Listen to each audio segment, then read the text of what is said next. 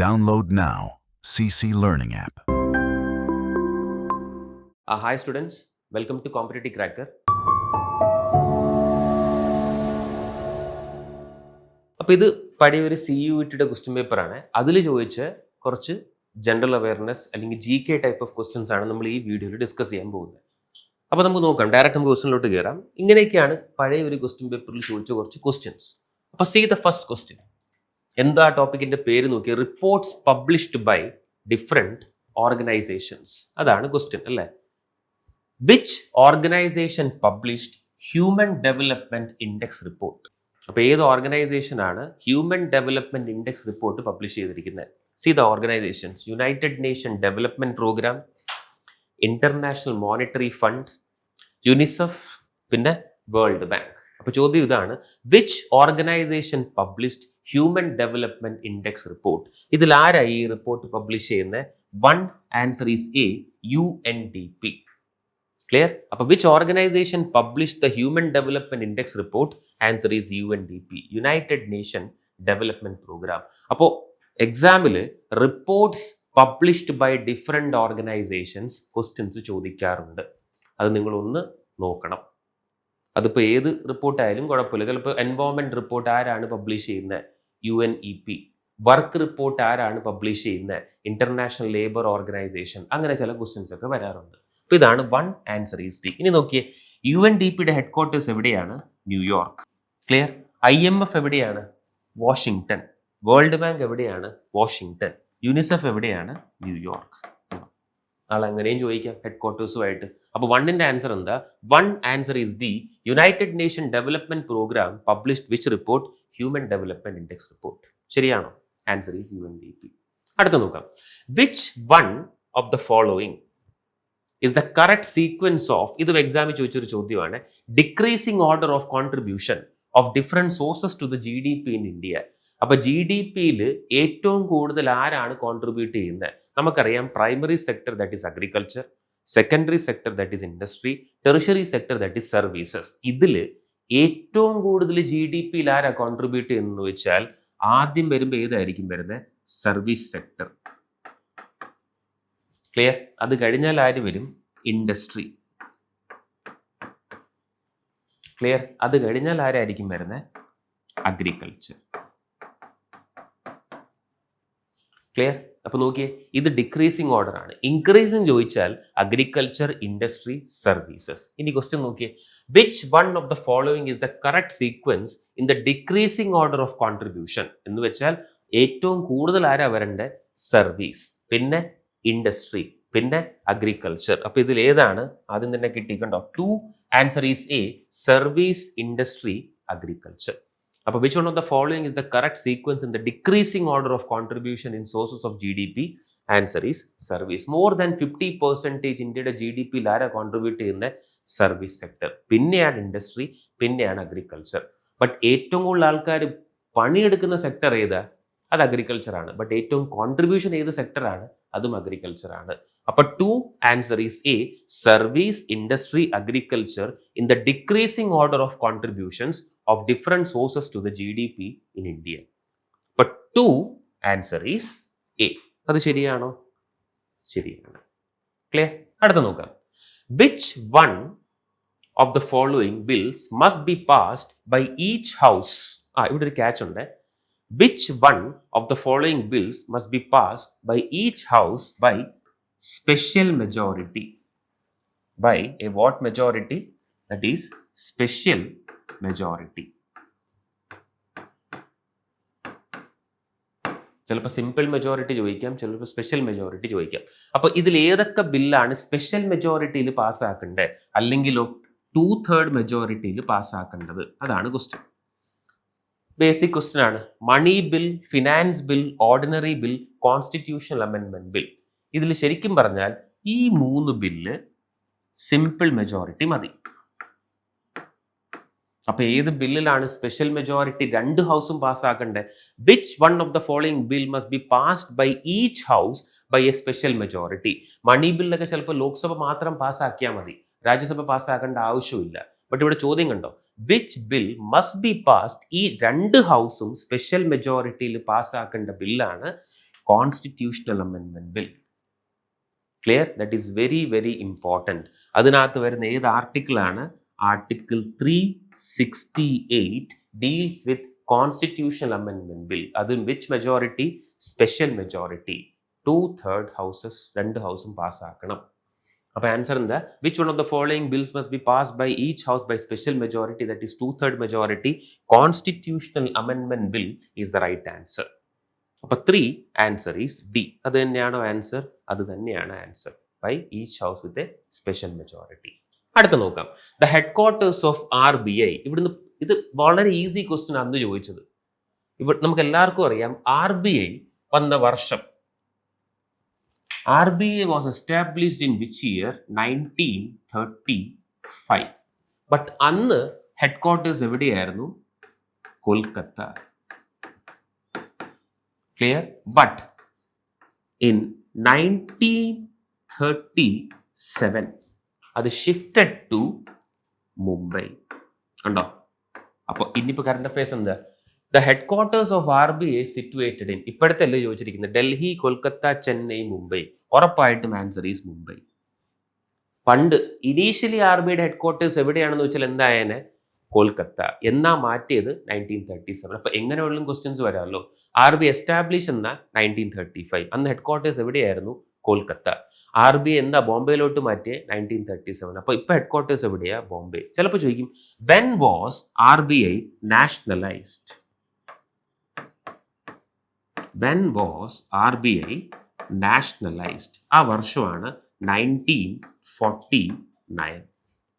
അപ്പോൾ വന്നതെപ്പോഴാ? 1935. എന്നാ ബോംബെയിലോട്ട് മാറ്റിയ? 1937. എന്നാണ് നാഷണലൈസ് ചെയ്തത്? 1949. ചിലപ്പോൾ ഒരു ക്വസ്റ്റ്യൻ കൂടെ ചോദിക്കാം. RBI was established in 1935 under which act? അതാണ് RBI ആക്ട് ഓഫ് 1934. അപ്പോൾ കണ്ടോ, ക്വസ്റ്റ്യൻസ് ഒക്കെ വളരെ ഈസിയാണ്. ബട്ട് ഇനി അടുത്ത പരീക്ഷ വരുമ്പോൾ ചിലപ്പോൾ അത്രയും ഈസി ആവണം നിർബന്ധമില്ല. ഒരു ലെവലൊന്നും മുകളിൽ ചോദിക്കാം. അതാണ് സംഭവം. അപ്പോൾ head quarters of RBI situated in Mumbai. എന്നാ വന്നേ? 1935. Under which act? 1934. അന്ന് ഹെഡ് ക്വാർട്ടേഴ്സ് എവിടെയായിരുന്നു? കൊൽക്കത്ത. എന്നാ ബോംബെയിലോട്ട് മാറ്റിയേ? 37. എന്നാ നാഷണലൈസ് ചെയ്ത്? 1949. അപ്പോൾ 4 answer is D. Mumbai is the right answer. അത് തന്നെയാണോ? Answer is Mumbai. Direct question ആണ്. അടുത്ത് നോക്കാം. Which incident led Gandhiji to withdraw non cooperation movement? കണ്ടോ, non cooperation movement question mark. ഇനി ക്വസ്റ്റ്യൻ നോക്കിയേ. നിസ്സഹകരണ പ്രസ്ഥാനം അല്ലേ പറയുന്നത്. നോൺ കോപ്പറേഷൻ മൂവ്മെന്റ് എന്നാ ഗാന്ധിജി തുടങ്ങിയ? 1920. ക്ലിയർ അല്ലേ? അത് 2 വർഷം വരെ നടന്നു, ടിൽ 1922. ബട്ട് അന്ന് എന്തോ നടന്നു. അതിന്റെ പേരാണ് ചൗരി ചൗര ഇൻസിഡന്റ്. അപ്പോൾ ഒരു പോലീസ് സ്റ്റേഷൻ അവിടുത്തെ പെസൻസ് കത്തിച്ചു. 22 പോലീസുകാർ മരിച്ചു. Gandhiji believed in non violence. നടന്നത് വയലൻസ്. അപ്പോൾ ഗാന്ധിജി എന്ത് ചെയ്തു? നോൺ കോപ്പറേഷൻ മൂവ്മെന്റ് നിർത്തിവെച്ചു. അപ്പോൾ what was the reason for calling off non cooperation movement? It should be Chauri Chaura incident of 1922 happened in which state? Uttar Pradesh. അപ്പോൾ ആൻസർ ഏതാ വരണ്ടേ? കണ്ടോ, ബി. അപ്പോൾ which incident led Gandhiji to withdraw non cooperation movement? Answer is 5B, Chauri Chaura incident of 1922. കിട്ടിയോ? Direct ആണ്. ഇനി ബാക്കിയും കൂടെ നോക്കിയേ. റൗലറ്റ് ആക്ട് വന്ന വർഷമാണ് 1919. നാളെ ഇനി ക്രോണോളജി ചോദിച്ചാലോ. ജാലിയൻവാല ബാഗ് റൗലറ്റ് ആക്ട് കഴിഞ്ഞിട്ടാണ് വന്നത് 1919. April 13, 1919. ഇതാണ് ഗാന്ധിജീസ് ഫസ്റ്റ് സത്യാഗ്രഹ ഇൻ ഇന്ത്യ. ചമ്പാരൻ സത്യാഗ്രഹ വർഷം 1970. 2 രീതിയിൽ ചോദിക്കുവേ. ഗാന്ധിജീസ് സത്യാഗ്രഹ എന്ന് ചോദിച്ചാൽ ആദ്യത്തേത് എവിടെയാ? South Africa. But Gandhiji's first satyagraha in India എന്ന് ചോദിച്ചാൽ ചമ്പാരൻ സത്യാഗ്രഹ 1917 എവിടെയായിരുന്നു? ബീഹാർ ആയിരുന്നു. ഉണ്ടോ? ഇതിന്ന് വേറെ ക്വസ്റ്റ്യൻസും നമുക്ക് ഉണ്ടാക്കാം. 17 ചമ്പാരൻ, പിന്നെ റൗലറ്റ് ആക്ട്, പിന്നെ ജാലിയൻവാല ബാഗ്, അത് കഴിഞ്ഞ് നോൺ കോപ്പറേഷൻ. ബട്ട് അത് കഴിഞ്ഞ് ചൗരി ചൗരയിൽ വെടിവെപ്പ് നടന്നപ്പോൾ ഗാന്ധിജി നിർത്തിവെച്ചു. അതേതാ വർഷം? 1922. അപ്പോൾ ഒന്നെങ്കിൽ ഇങ്ങനെയും ചോദിക്കാം, അല്ലെങ്കിൽ ക്രോണോളജി ആയിട്ട് സ്റ്റേറ്റ്മെന്റ് ആയിട്ട് വർഷങ്ങളും ചോദിക്കാം. അപ്പോൾ 5 answer should be B, Chauri Chaura. Answer is B, Chauri Chaura. അടുത്ത നോക്കാം. Which country hosted 2025 BRICS summit? Question കണ്ടോ? സമ്മിറ്റിനെ പറ്റിയാ. G20, ASEAN, BIMSTEC, SCO, G7, SAARC, BRICS എന്നൊക്കെ പറഞ്ഞ് ചോദിക്കുന്നത്. ബ്രിക്സ് പേരിപ്പോൾ ഓർത്ത് വയ്ക്കാൻ സുഖമാണ്. Brazil, Russia, India, China, South Africa എന്നൊക്കെ പറയാം അല്ലേ. ബട്ട് ബ്രിക്സിൽ എത്ര കൺട്രീസ് ഉണ്ട്? ഇപ്പൊ 10 കൺട്രീസ് ഉണ്ട്. നാളെ കറണ്ട് അഫയേഴ്സിൽ അങ്ങനെ ചോദിക്കാം. ഇനി ചോദ്യം കണ്ടോ? Which country hosted 2025 BRICS summit? Brazil ആണോ, റഷ്യ ആണോ, ഇന്ത്യ ആണോ, സൗത്ത് ആഫ്രിക്ക ആണോ? Last year it was held in Brazil. ഇനി ഫ്യൂച്ചറിൽ എന്ത് ചോദിക്കാം? 2026 ബ്രിക്സ് സമ്മിറ്റ് എവിടെയാണ് നടക്കാൻ പോകുന്നത്? അത് ഇന്ത്യയിലാണ്. ഞാൻ ചോദിക്കാം, ലാസ്റ്റ് ഇയർ എവിടെയാണ് നടന്നത്? റിയോ, ബ്രസീലിൽ നടന്നു. ഈ വർഷം എവിടെയാണ് നടക്കാൻ പോകുന്നത്? ഇന്ത്യയിലാണ് നടക്കാൻ പോകുന്നത്. അതിനൊരു ബാങ്ക് ഉണ്ട്, അതിൻ്റെ പേരാണ് ന്യൂ ഡെവലപ്മെന്റ് ബാങ്ക്. അതിൻ്റെ ഹെഡ് ക്വാർട്ടേഴ്സ് എവിടെയാ? ഷാങ്ഹായ്. ഫ്യൂച്ചറിൽ ഇതും ചോദിക്കാം. ഹെഡ് ക്വാർട്ടേഴ്സ് സ്ഥിരം ചോദിക്കുന്നുണ്ടല്ലോ. The latest country to join അല്ലെങ്കിൽ the 10th country to join BRICS, അതും കറണ്ട് അഫയേഴ്സ് ആണ്. അതാണ് ഇന്തോനേഷ്യ. അല്ലെങ്കിൽ ചോദിക്കും എന്നാ ബ്രിക്സ് തുടങ്ങിയേ? ആ വർഷമാണ് 2009.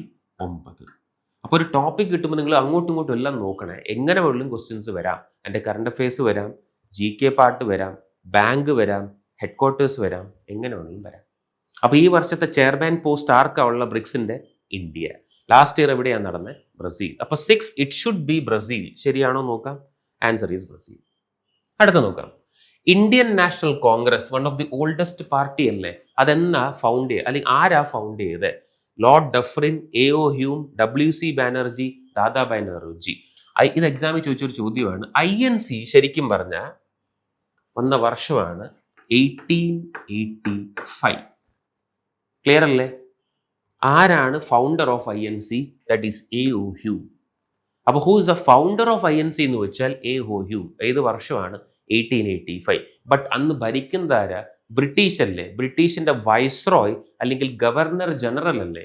അന്ന് ആരായിരുന്നു ഗവർണർ ജനറൽ എന്ന് ചോദിച്ചാൽ ലോർഡ് ഡഫറിൻ. അപ്പൊ who was the governor general when INC was founded? Lord Dufferin. But who founded INC? AO Hume. ഇനി നടക്കുമ്പോൾ ആദ്യമായിട്ട് നടന്നു 1885 മുംബൈയിലാണ് നടന്നത്. അപ്പൊ ചോദിക്കും ഫസ്റ്റ് INC പ്രസിഡന്റ് ആരായിരുന്നു? ഫസ്റ്റ് INC പ്രസിഡന്റ് അയാളുടെ പേരാണ് WC ബാനർജി. അതെവിടെ വെച്ചാൽ നടന്നത്? ബോംബെ. അടുത്ത വർഷം 1886 സെക്കൻഡ് INC സെഷൻ നടന്നത് കാൽക്കട്ടയിലാണ്. ആരായിരുന്നു second INC president? Dadabhai Naoroji, അല്ലെങ്കിൽ grand old man of India എന്ന് വേണമെങ്കിൽ പറയാം. ക്ലിയർ അല്ലേ? അപ്പൊ 7 ആൻസർ ഈസ് എന്താണ്? AO Hume is the right answer. അപ്പോൾ who Indian National Congress was founded by? 7 answer is B. AO Hume is the right answer. അപ്പോൾ 7 answer കിട്ടി. ബട്ട് ഡഫറിൻ എന്തുകൊണ്ടാ വന്നേ? Governor general. WC Banerjee first INC president. Dadabhai Naoroji second INC president. അപ്പോൾ 7 answer കിട്ടി. Clear അല്ലേ? 8 answer അത് തന്നെയാണോ? Answer is AO Hume. Next, article 352. ഇവർ സ്ഥിരം ഇടയ്ക്കിടയ്ക്ക് പൊളിറ്റിക്സിലൊക്കെ ഒരു ആർട്ടിക്കിൾ ചോദിക്കുന്നുണ്ട്. Article 352 is related to what? Uniform civil code ആണോ? നാഷണൽ എമർജൻസി ആണോ? ഫിനാൻഷ്യൽ എമർജൻസി ആണോ? അതോ അമെൻമെന്റ് ആണോ? ആർട്ടിക്കിൾ 352 ഡീൽസ് വിത്ത് വാട്ട് എന്ന് ചോദിച്ചാൽ അതിന്റെ പേരാണ് നാഷണൽ എമർജൻസി. എന്താണ് answer? National emergency. Uniform civil കണ്ടാൽ അത് ഏത് ആർട്ടിക്കിൾ ആണ്? ആർട്ടിക്കിൾ 44. ഫിനാൻഷ്യൽ എമർജൻസി ആണ് ആർട്ടിക്കിൾ 360. അമെൻമെന്റ് ഏത് ആർട്ടിക്കിൾ ആണ്? ആർട്ടിക്കിൾ 368. കണ്ടോ? അപ്പൊ ആർട്ടിക്കിൾ 352 എന്താ? National emergency. ആർട്ടിക്കിൾ 356 എന്താ? State emergency. ആർട്ടിക്കിൾ 360 എന്താ? Financial emergency. Uniform civil code article 44. 368 എന്താ? ദാറ്റ് ഈസ് അമെൻമെന്റ്. അതല്ല നമ്മൾ കുറച്ച് മുമ്പ് പഠിച്ച് 2 ഹൗസും സ്പെഷ്യൽ മെജോറിറ്റിയിൽ പാസ്സാക്കണമെന്ന്. അപ്പൊ ആർട്ടിക്കിൾസും ചോദിക്കാം, അത് ഏതുകൊണ്ടും ചോദിക്കാം. ഇത് ഡയറക്റ്റ് ആയിട്ട് ഇവർ ചോദിച്ചു. അപ്പൊ നാഷണൽ എമർജൻസി ആണോ article? Answer is 8B, national emergency. അപ്പൊ see the pattern of questions. History ചോദിക്കുന്നുണ്ട്, ജോഗ്രഫി ചോദിക്കുന്നുണ്ട്, എക്കണോമിക്സ് ചോദിക്കുന്നുണ്ട്, കറണ്ട് അഫയേഴ്സ് ചോദിക്കുന്നുണ്ട്, കണ്ടോ, പൊളിറ്റിക്സും ചോദിക്കുന്നുണ്ട്. ഒരു ക്വസ്റ്റ്യൻ കൂടെ നമുക്ക് നോക്കാം. Headquarters of World Health Organization. ഇവർ സ്ഥിരം ഹെഡ് ക്വാർട്ടേഴ്സ് ചോദിക്കാറുണ്ട്. പാരീസ് ആണോ, ജനീവ ആണോ, ന്യൂയോർക്ക് ആണോ, വാഷിംഗ്ടൺ DC ആണോ? അതാണ് ക്വസ്റ്റ്യൻ. പണ്ട് നിങ്ങൾ കേട്ട് കാണും headquarters of World Health Organization എവിടെയാണെന്ന് ചോദിച്ചാൽ ദാറ്റ് ഇസ് ഇൻ ജനീവ.